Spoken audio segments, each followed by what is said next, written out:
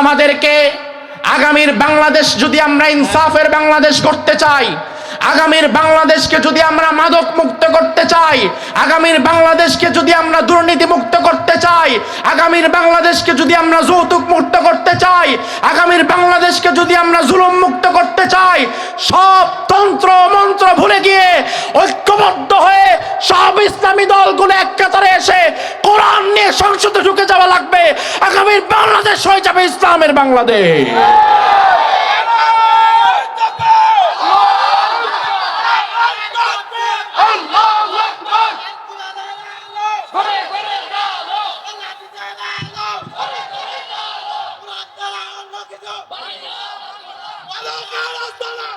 আমার ভাই ভালো করে বুঝেন, মদ যে খায় সে কাফের হয় না, সে হয় ফাসিক। আর আল্লাহ তাআলা যে বিষয় হারাম করেছেন ওখানে কলম ধরে যে বৈধতা দেয় সে হয়ে যায় কাফের। আমার দেশের স্বরাষ্ট্র মন্ত্রণালয় সহকারে বিভিন্ন মন্ত্রণালয়ে এমন কিছু মানুষকে আমরা বিগত দিনে দায়িত্ব দিয়েছিলাম যারা সেখানে বসে বসে আল্লাহর বিধানের বিরুদ্ধে কলম ধরে ধরে এগুলাকে জবাই করে দিয়েছে। এজন্য আগামীতে আমাদেরকে প্রতিজ্ঞাবদ্ধ হতে হবে, এমন সৎ যোগ্য আমানতদার ইমানদার কিছু মানুষকে আমরা সংসদে পাঠাতে চাই যারা সংসদে যাওয়ার পরে মদ জুয়া সুদকে আইন করে নিষিদ্ধ করে দেবে। এমন ভাবে যদি আমরা সংকল্প করতে পারি আগামীর বাংলাদেশে মদ আর সুদকে কবর দেওয়া যাবে। এজন্য কুমিল্লার মানুষ, দেবিদ্বারের ভাইয়েরা, শুধুমাত্র বছরে একদিন ওয়াজ করে মসজিদে আর মাদ্রাসায় মদের কুফর বর্ণনা করে সমাজ থেকে মদ বন্ধ করা যাবে না। যদি মদ বন্ধ করতে হয় বিশ্বনবীর মতো বেত্রাঘাতের আইন করো, ওমর ফারুকের মতো 84 বেত মারার আইন করো। আগামীকাল সকাল বেলায় দেবিদ্বারে ধরে ধরে যারা মদের ডিলার, ইয়াবার ডিলার, গাজার ডিলার তাদেরকে ধরে ধরে জনসম্মুখে 80টা বেত মেরে দাও। আগামীকাল থেকে দেবিদ্বার এবং কুমিল্লার মদ বন্ধ হয়ে যাবে।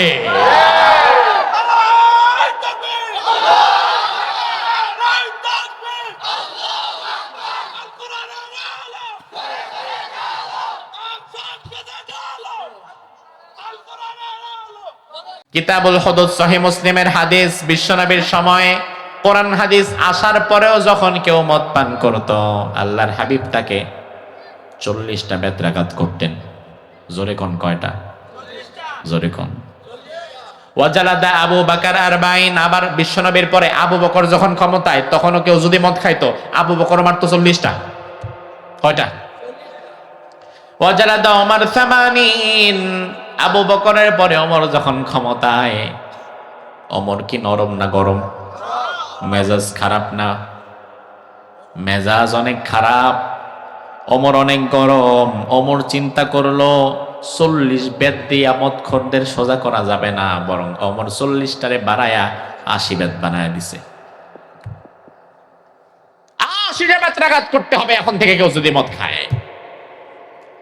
আমার ভাই তাইলে একটু ভালো করে বোঝেন, বিশ্বনবী সাল্লাল্লাহু আলাইহি ওয়াসাল্লাম নিজে উপস্থিত, লক্ষ লক্ষ সাহাবীরা তখনও জীবিত, কোরআন হাদিস তখনও আসা বন্ধ হয় নাই। ওই জামানায় কোরআন হাদিস থাকার পরে, নবীর ওয়াজ চলার পরেও যদি কিছু মানুষ মদ খাইতে পারে তার মানে বোঝা যায় শুধুমাত্র ওয়াজের দ্বারা মদ বন্ধ হবে না। মদ বন্ধ করতে গেলে আল্লাহর হাবিব যেমন ওয়াজের পাশাপাশি 40 বেত্রাঘাতের আইন করেছিলেন, আমাদেরকেও তেমন আইনের দিকে যেতে হবে। শুধুমাত্র ইয়াহইয়া তাকিরে একদিন দাওয়াত করে বিষয় ধরায় দিলেন, হুজুর মদের বিষয়ে কথা বলবেন, এলাকার যুব সমাজ খারাপ হয়ে গেছে, এতে এলাকার মদ বন্ধ হয়ে যাবে? এটা কি আপনার মনে হয়? তার কারণ কি? তার কারণ এই মুহূর্তে আমার সামনে যারা আছে আমি বিশ্বাস করি তারা মদখোর না, আর এই মুহূর্তে যারা মদখোর তারা মাহফিলে আসেও নাই। তারা হয়তো ডানে বামে কোনো সিপায় সাপায় তাদের নিজেদের কাজ করছে। তো আমার ওয়াজ তো আপনাদের পর্যন্ত থেমে গেল, ওই মদখোরদের কাজ পর্যন্ত আমার ওয়াজ তো পৌঁছালো না। এজন্য কুমিল্লার মানুষ, দেবিদ্বারের ভাইয়েরা, শুধুমাত্র বছরে একদিন ওয়াজ করে মসজিদে আর মাদ্রাসায় মদের কুফর বর্ণনা করে সমাজ থেকে মদ বন্ধ করা যাবে না।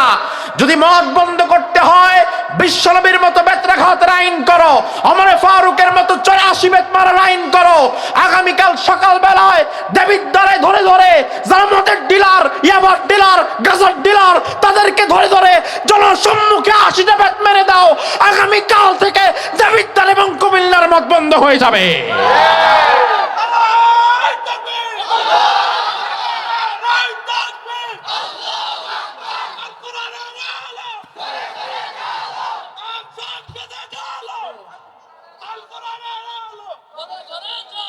ঘরে ঘরে জ্বালার সময় সবাই ঠিক আছে না, সংসদে জ্বালার সময় এখন আর ভাল লাগে না। কারণ আপনিও ভালো করে জানেন সংসদে যদি কোরআনে আলো জ্বালায় দেওয়া হয় তাহলে আপনার চান্দাবাজি আর ধান্দাবাজিও বন্ধ হয়ে যাবে। আমার ভাই, ওয়াজ লাগবে না বিষয়টা এমন নয়, কারণ আল্লাহ বললেন ওয়াযাক্কির ফাইন্নায যিকরা তানফাউল মুমিনিন। ও নবী, আপনি ওয়াজ করবেন, তবে আপনার ওয়াজ হচ্ছে যারা ঈমানদার মুমিন তাদের জন্য কাজে লাগবে। তবে সমাজের মধ্যে সবাই তো ঈমানদার মুমিন না, কিছু মুনাফিকও আছে না নাই? ওই মুনাফিকদের দ্বারা ইসলামের ক্ষতি হয় আরো বেশি। তার কারণ তারা এদিকেও যায় না সেদিকেও যায় না, মধ্যখানে দাঁড়ায় থাকতে চায়। এই জন্য মুসলমানরা তাদেরকে দেখে ধোঁকা খায়। ওই মুনাফিকরা তো এমনি এমনি ভালো হবে না, তাদেরকে ভালো করার জন্য ইসলামের শাস্তির বিধানগুলো দরকার আছে না নাই? ওমর ফারুক রাদিয়াল্লাহু আনহু আইন করে দিলেন, মদিনাতে এখন আর কেউ যদি মদ খাও, ইসলামী রাষ্ট্র পৃথিবীর যেই পর্যন্ত ছড়াবে, ওই ইসলামী রাষ্ট্রে যদি কোনো মদখোর ধরা পড়ে তাকে 80টা বেত মারতে হবে। কয়টা? 80টা বেত। রাসূল 40টা, আবু বকর 40টা, ওমরের সময় গিয়ে হয়ে গেছে 40, 80। ভাই আমার, ওমরে ফারুকের আইন এটা কি শুধু লেখার আইন না বাস্তবেও ছিল? তার প্রমাণ কি? তার প্রমাণ ওমরের নিজের ছেলেই তো তার প্রমাণ। ওমরের ছেলের নাম আবু শাহমা, মূল নাম আব্দুর রহমান। আবু শাহমা নামে তিনি মাশহুর ছিলেন। ওমরের ছেলে আবু শাহমা সাহাবী হতে পারেন নাই, তিনি ছিলেন তাবেঈ। রাসূলের সাক্ষাৎ পায় নাই, পরবর্তীতে এসেছে দুনিয়াতে। আবু শাহমা বিখ্যাত তাবেঈ। যুদ্ধ করার জন্য তিনি মদিনা থেকে চলে গেলেন মিশরে। মিশর বিজেতা আমর ইবনুল আস রাদিয়াল্লাহু আনহুর মাধ্যমে জিহাদ হচ্ছিল। জিহাদের সেনাপতি আমর ইবনুল আস। আমর ইবনুল আসকে বলা হয় ফাতেহা মিশর, মিশর বিজেতা। আজও মিশরের জমিনে আমর ইবনুল আসের স্মৃতিগুলো রয়েছে। আমি গত রমজানে মিশর সফর করলাম, আমর ইবনুল আসের কবর জিয়ারত করলাম। মিশরে বিশাল মসজিদ, মসজিদে আমর ইবনুল আস রাদিয়াল্লাহু আনহু, ওই মসজিদটা তিনি মিশরে এসে নির্মাণ করেছিলেন। ওই মসজিদে নামাজও পড়লাম। ওই আমর ইবনুল আস রাদিয়াল্লাহু আনহু মিশরে এসে জিহাদ করলেন। তিনি সেনাপতি, আর তার আন্ডারে যত বাহিনী ছিল ওই বাহিনীর মধ্যে সাধারণ একজন সৈন্য ছিল ওমরের ছেলে আবু শাহমা। তিনি জিহাদ করার জন্যই মিশরে গিয়েছেন। আমার ভাই, তিনি কিন্তু ইচ্ছা করে মদ খান নাই। তার কারণ ইসলামের জন্য জিহাদে যেতে যে বান্দা রাজি হয়ে যায়, ওই বান্দা জিহাদের মধ্যে মদ খাবে এটা শয়তানও বিশ্বাস করবে না। আবু শাহমা জিহাদের ময়দানে কাফেরদের সাথে লড়াই হচ্ছে। লড়াইয়ের এক পর্যায়ে প্রচন্ড পানির তৃষ্ণা লেগেছে। পাশে ছিল মুসলমানদের তাবু। তিনি চিন্তা করলেন 5 সেকেন্ডের একটা বিরতি দিয়ে ভেতরে ঢুকবো আর বের হব, একটু পানি খেয়ে নেই। ভেতরে যাওয়ার পরে দেখলো অনেকগুলো বালতি, বালতির ভেতরে খেজুর ভেজানো। স্বচ্ছ পানিতে কাঁচা পাকা খেজুর যদি ভিজায় রাখেন, একদিন পর্যন্ত যদি ভিজায় রাখেন সমস্যা নাই, ওই খেজুর থেকে একটা রস ছাড়বে, পানিটা মিষ্টি হয়ে যাবে, খেতে আরাম লাগবে। তবে এটাকে যদি 3-4-5 দিন রেখে দেন, হাত্তা গলা ওয়াস্তাদ্দা ফাসারা খামরান ফাহুয়া হারাম। এই খেজুর ভিজায়া যদি 4-5 দিন রেখে দেন, তখন এই পানিটার মধ্যে একটা মাদকতা ছড়ায়া যাবে। ওইটা খাইলে পরে মাথা চক্কর দিবে, ওটা মদ। এখন ওমরের ছেলে আবু শাহমা জিহাদের ময়দানে জিহাদ করছে কাফেরদের বিরুদ্ধে। পানির তৃষ্ণা লেগেছে, পানি খাওয়ার জন্য তিনি দ্রুত তাঁবুর ভেতরে গেছে। তাঁবুর ভেতরে যাওয়ার পরে এবার বালতির থেকে যখন পানি খাবে, ওই মুহূর্তে এইটা খেজুর কবে ভিজাইছে, 3 দিন আগে, 5 দিন আগে না 7 দিন আগে, এত কিছু যাচাই বাছাই করার মুহূর্ত কি আছে? বাহিরে যুদ্ধ হচ্ছে, 5 সেকেন্ডের মধ্যে শত্রুরা আমারে মেরে ফেলতে পারে, শুধু পানি উঠাইতে হবে আর খাইতে হবে, আবার যাইতে হবে। তিনি এত কিছু বাজ বিচার করেন নাই।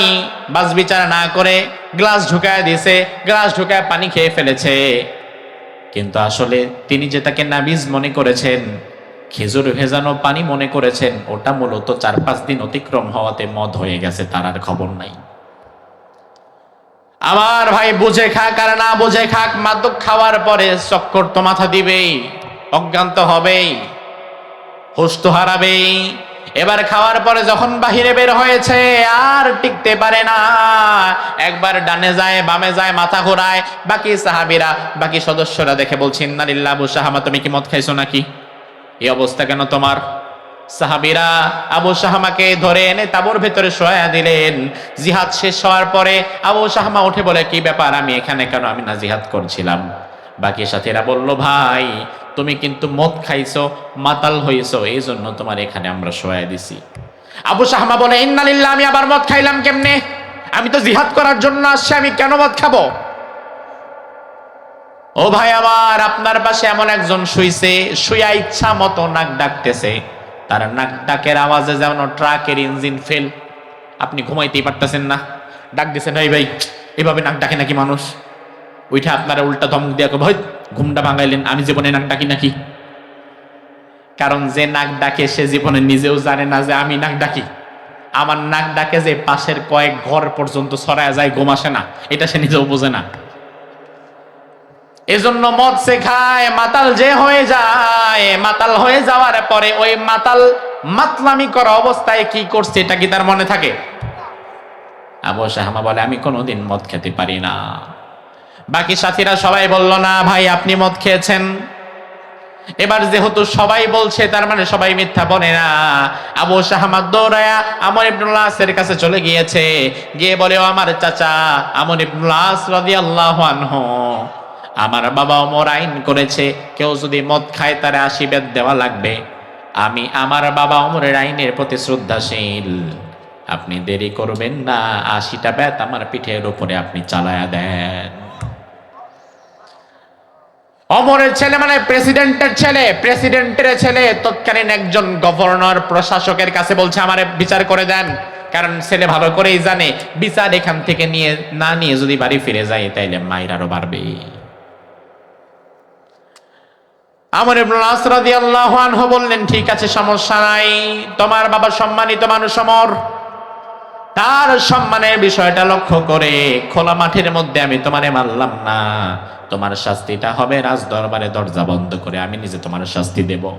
হাতের মধ্যে চাবুক নিয়ে ওমরের ছেলে আবু শাহমার পিঠের উপরে আমর ইবনুল আস গুনে গুনে বেত মারলেন 80টা।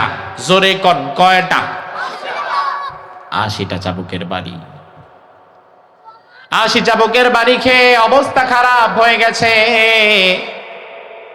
এর কিছুদিন পরে তিনি মদিনায় ফিরে গেলেন, আর তার ছেলে মদ খাইছে, ওমরের ছেলে যে মদ খাইছে এই খবর তো আর চাপা থাকে না। কারণ যত বড় মানুষ তার অপরাধ ছড়ায় তত বেশি। ওমরের ছেলে মদ খাইছে এই খবর এক কান দুকান হতে হতে ওমরের কাছে চলে গিয়েছে। ওমরে ফারুক রাদিয়াল্লাহু আনহুর কাছে এই খবর চলে যাওয়ার পরে ওমরে ফারুক হাতের মধ্যে চাবুক নিয়ে দাঁড়িয়ে আছে। চাবুক নিয়ে তিনি দাঁড়িয়ে আছেন, ছেলে আজকে আসলেই তার পিঠের চামড়া তুলে ফেলবো। ছেলে যখন ঘরে ফিরেছে, বাবা ওমর বলে, দাঁড়াও, শুনলাম মদ খেয়ে এসেছো। হ্যাঁ বাবা, তবে আপনার চিন্তার কারণ নাই, আমি মদ খাওয়ার পরে শাস্তি যেটা প্রাপ্য সেটা নিয়েই এসেছি। আমর ইবনুল আস আমার পিঠে 80টা বেত মেরেছে, একটাও কম মারে নাই। ওমর বললেন, আলহামদুলিল্লাহ বাবা, আমি খুশি হয়ে গেলাম। তবে আমর ইবনুল আস তোমারে 80টাই মারছে, আবার কম মারে নাই তো? কয় না কম মারে নাই। ওমর বলে, আচ্ছা আমর ইবনুল আস যে তোমারে 80টা বেত মারছে, এর সাক্ষী কে? ছেলে বলে, বাবা এর সাক্ষী তো নাই, কারণ আপনার সম্মানের বিষয়টা লক্ষ্য রেখেই তো আমর ইবনুল আস আমার দরজা বন্ধ করে মারছে। ওমর বলে ইন্নালিল্লাহ, দরজা বন্ধ করে মারার সাহস তার কে দিয়েছে? তার কারণ ইসলামের নিয়ম হচ্ছে ফালিয়াশহাদ আযাবাহুমা তাইফাতুম মিনাল মুমিনিন, শাস্তি দেওয়া লাগবে জনসম্মুখে, ইমানদারদের সামনে।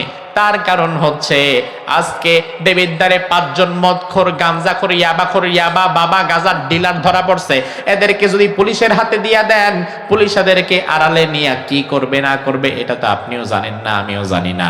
এমনও হইতে পারে পুলিশ নেওয়ার পরে পুলিশকে কিছু গাঞ্জার ইয়াবা ধরায় দিলে পুলিশ নিজেও খুশি হয়ে ছেড়ে দিব। উদ্ধার করা হয়েছে 100 পিস ইয়াবা। খবর প্রচার হয়েছে অমুক ইয়াবার ডিলার ধরা পড়ছে, তার কাছ থেকে 100 পিস ইয়াবা পাওয়া গেছে। অথচ ইয়াবার ডিলার মনে মনে কয়, স্যার আনলাম আমি 5000 পিস ইয়াবা, এখন খবর দেখাইতেছেন 100 পিস ইয়াবা, বাকি 4900 পিস ইয়াবা কই গেল? পুলিশের কাছে ধরা পড়ে 5000 পিস, আর পুলিশ আপনার সামনে প্রকাশ করে 100 পিস, বাকি 4900 পিস সেও পাচার করে দেয়। ঠিক কি না? তাহলে ভরসা পাবেন কই? সরিষা দিয়ে তাড়াবেন ভূত, এখন সরিষা গাছের মধ্যেই ঢুকছে ভূত। এজন্য আমার ভাই, তথাকথিত মানব রচিত আইনের দ্বারা সমাজ কোনোদিন সংশোধন হবে না। ইসলাম বলে যদি এই কুমিল্লা দেবিদ্বারে কোনো ইয়াবা বাবা গাজার ডিলার, গাঞ্জাখোর, ইয়াবাখোর, বাবাখোর ধরা পড়ে, পুলিশের হাতে দেওয়া দরকার নাই। আগামীকাল সকাল বেলায় উপস্থিত হাজারো জনতার সামনে তাদেরকে উপর জুপরিয়া 80টা ব্যাট মেরে দাও, তাইলে 1 2 জন অপরাধীর মাইর খাওয়া দেখা বাকিগুলা সোজা হয়ে যাবে। মার খাবে 2 জন, ভালো হবে 200 জন। মার যদি 200 জন খায়, ভালো হয়ে যাবে 2 কোটি। কারণ একজনের মায়ের দেখা আরেকজনের ভিতরে ভয় আছে না নাই? আর যখন দেখবে অমুকে আমার চেয়ে বড় আসামি এলাকায় বুক ফুলায়া ঘুরে, তাইলে আমি আর কি, তখন খারাপ কাজের প্রতি তার উৎসাহ উদ্দীপনাও বেড়ে যাবে। ঠিক কি না? এই জন্য আমার বাংলাদেশে জেলখানায় যায় চোর হইয়া, বের হয় ডাকাত হইয়া। জেলখানায় যায় ডাকাত হইয়া, বের হয় হাইজাকার হইয়া। জেলখানায় গেলে এই চোর বাটপাটদের আরো প্রমোশন হয়। যে যত বেশি জেল খাটে তার প্রমোশন তত বাড়ে। ঠিক না? তার কারণ জেলখানায় যাওয়ার পরে সে আরো বড় বড় অপরাধের ট্রেনিং নিয়ে বের হয়। ওমর বলেন অসম্ভব। আল্লাহর বিধান হচ্ছে জনসম্মুখে আঘাত করা। কে সাহস দিয়েছে ঘরের ভেতরে দরজা আটকে মারার? এই আমর ইবনুল আস, চিঠি পাঠিয়ে দিলাম, অতি দ্রুত মদিনায় এসে সাক্ষাৎ করো। আমর ইবনুল আস রাদিয়াল্লাহু আনহু মিশর থেকে চলে এলেন মদিনাতে। ভয়ে ভয়ে দাঁড়ালেন ওমরের সামনে। ওমর বললেন, আমর ইবনুল আস, আমার ছেলে আবু শাহমা মদ পান করেছিল? বলে, জি করেছি। বিচার করেছ? জি করেছি। কয়টা মারছো? 80টা ব্যাতি মারছি। কম মারো নাই? বলে না। তো আমার ছেলেকে যে 80টা ব্যাত মারছো, সাক্ষী কই? বলে, বেয়াদবি মাফ করবেন, সাক্ষী তো নাই। তার কারণ আপনার সম্মানের দিকটা লক্ষ্য রেখে আপনার ছেলে প্রেসিডেন্টের ছেলে, এই জন্য ঘরের দরজা বন্ধ করে মেরেছে। ওমর বলে, আমর ইবনুল আস, আমার সম্মান বড় না, আল্লাহর হুকুম বড়। কার হুকুম? আল্লাহর হুকুম। তোমার বিচার হয় নাই, আমি নিজে চাবুক নিয়ে আমার সন্তানের পিঠে আবার 80টা বেত মারবো। সুবহানাল্লাহ কইবেন না? এমনি এমনি তোর অর্ধেকটা দুনিয়া আল্লাহ তার হাতের মুঠোয় দেয় নাই। আজ গোটা দুনিয়াতে মুসলমানরা নির্যাতিত, নিপীড়িত কেন? ওমরের মতো ঈমান যদি আজ আমাদের থাকতো, গোটা পৃথিবী আজ মুসলমানেরা শাসন করতে পারত। আল্লাহর হুকুমের উপরে কাউকে সম্মান করব না। আল্লাহর হুকুম, ব্যাস, এখানে থেমে যাওয়া লাগবে। ওমরে ফারুক হাতের মধ্যে চাবুক নিস। একটু আগেই কিন্তু ছেলেটা 80টা বেত খায় আসছে, এর উপরে ওমরে ফারুক আবার 80টা বেত মারা শুরু করেছে। মদিনার মানুষেরা চারিদিক থেকে আবু শাহমার পিঠ থেকে ফিনকি দিয়ে রক্ত বের হয়, কিন্তু ওমরের চোখে পানি আসে না। ওমর মারছে নিজের সন্তানকে। মদিনার মানুষেরা চারিদিক থেকে দেখে চোখের পানি ছেড়ে দিয়ে কাঁদে আর বলে, আল্লাহ কি এক ওমর পেয়েছি যে নিজের সন্তানটারে পর্যন্ত ছাড় দেয় না।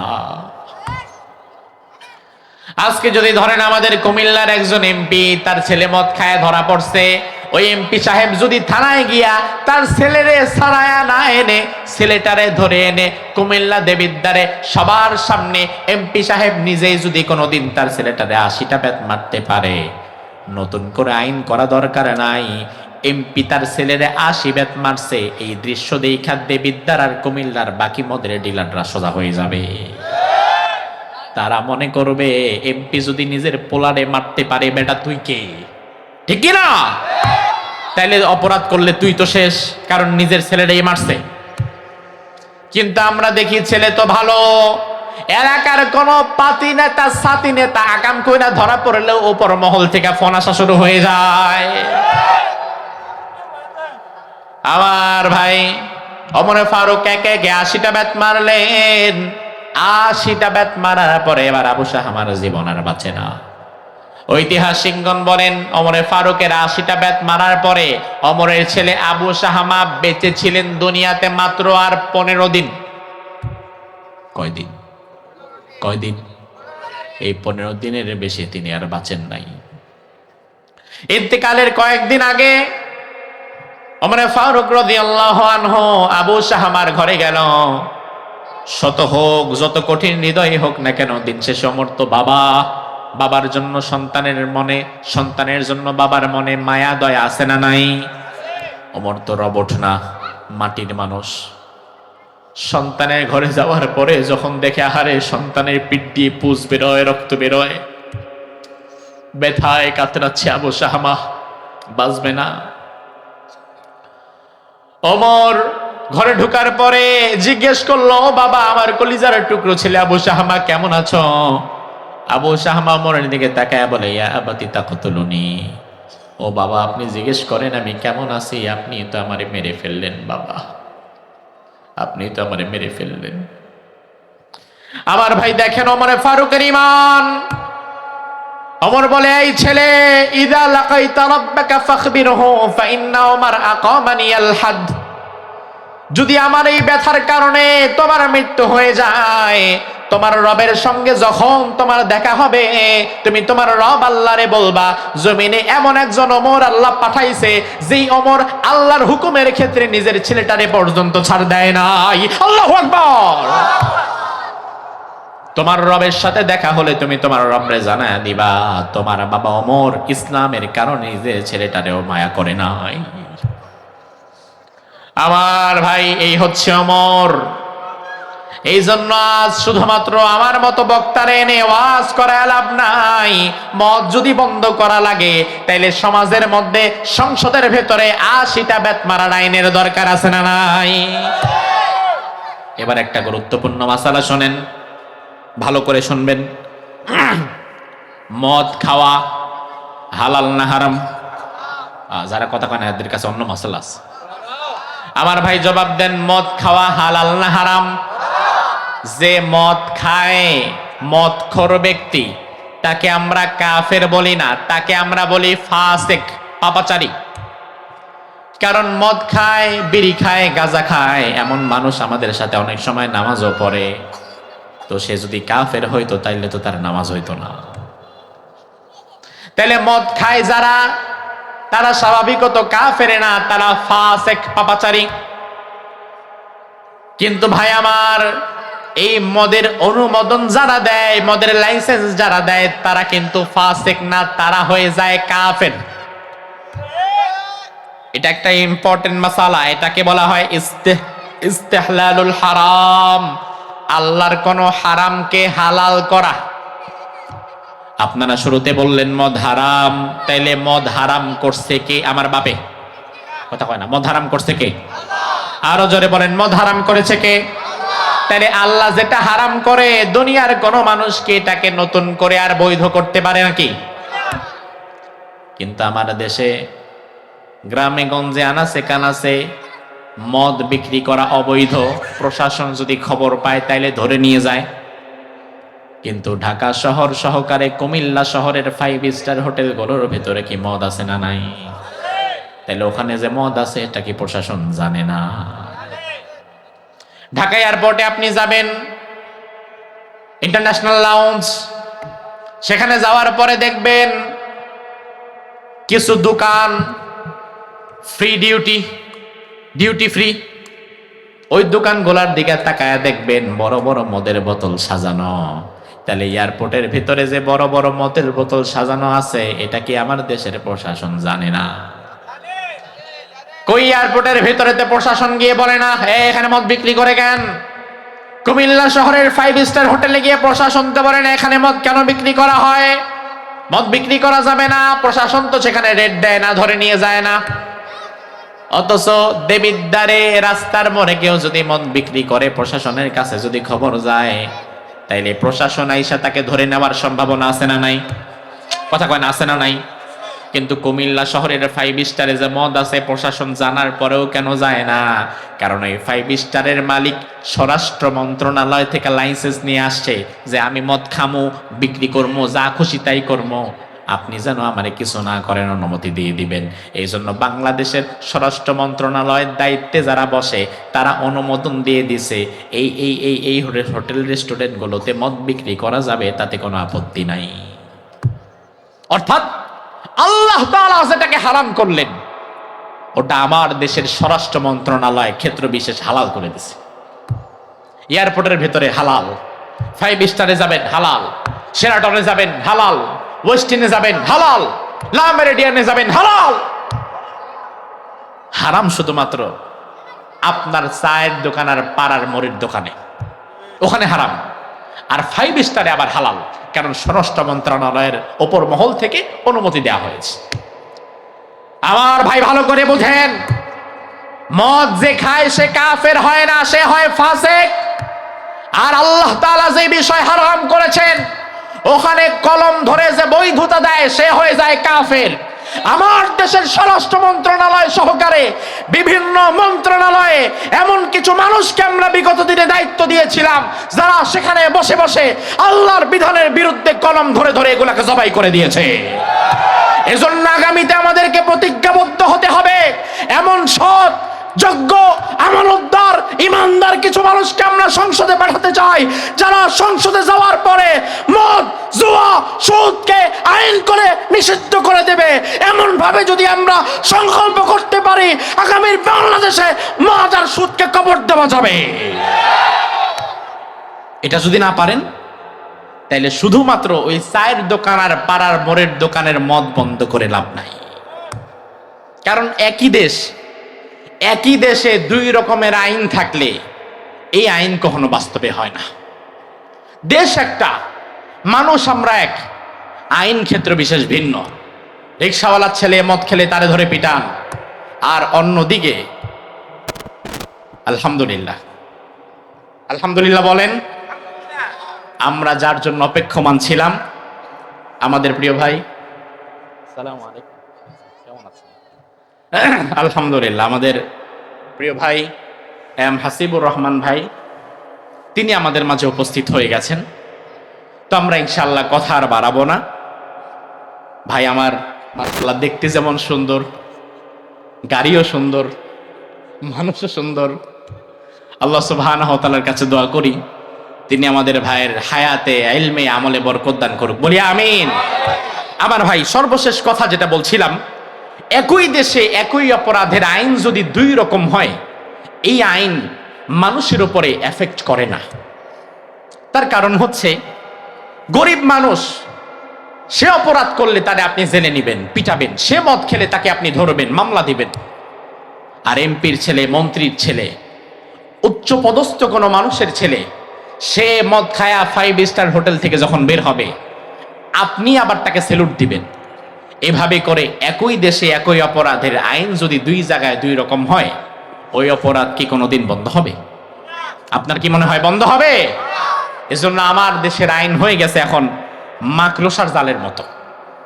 মাকড়সার জাল দেখবেন ঘরের পাশে একটা, মাঝে মাঝে পরিষ্কার করতে যাওয়ার সময় লক্ষ্য করে দেখবেন এই মাকড়সার জালে ছোট ছোট 2, 4, 5টা পিঁপড়া আটকায় গেছে, আছে না নাই? পিঁপড়া আটকায়া ময়রা ঠেঙ্গায় ভূত হয়ে গেছে। হয়তো কখনো কখনো মশাও আটকে যায়, আবার কখনো কখনো মাছি যদি দুর্বল থাকে মাছিও আটকায়। তাহলে পিঁপড়া আটকায়, মশা আটকায়, কখনো হয়তো বা মাছি আটকায়, কিন্তু মাকড়সার জালে কোনোদিন টিকটিকি আটকায় গেছে এমন পাইছেন না? বরং টিকটিকি যখন দৌড় দেয় তখন আর জালের অস্তিত্বই থাকে না, জাল টাল ছিঁড়া নিয়ে বের হয়ে যায়। এজন্য আমার দেশের বিচার ব্যবস্থা, আমার দেশের আইন সেই মাকড়সার জালের মতো হয়ে গেছে, যেই মাকড়সার জালে শুধুমাত্র পিঁপড়া মশা মাছি আটকায়, টিকটিকি আটকায় না। আমার দেশের বিচার ব্যবস্থা আর আইনের মধ্যে শুধুমাত্র রিকশাওয়ালা ঠেলাওয়ালা গরিব মানুষগুলো আটকায়, উচ্চ পদস্থ এমপি মন্ত্রীর ছেলেরা আটকায় না।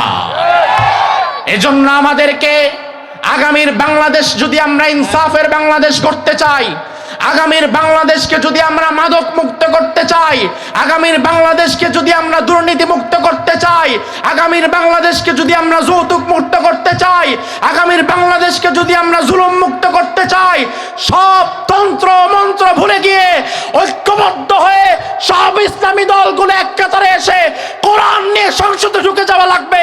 আগামীর বাংলাদেশ হয়ে যাবে ইসলামের বাংলাদেশ।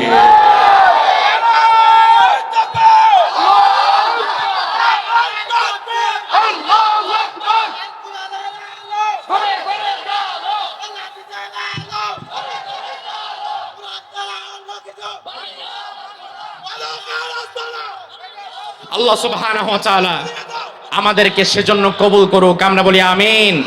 হাদা মা ইনদি ওয়াল ইলমু ইনদাল্লাহ আলাইহি তাওয়াক্কালতু ওয়া ইলাইহি উনীব।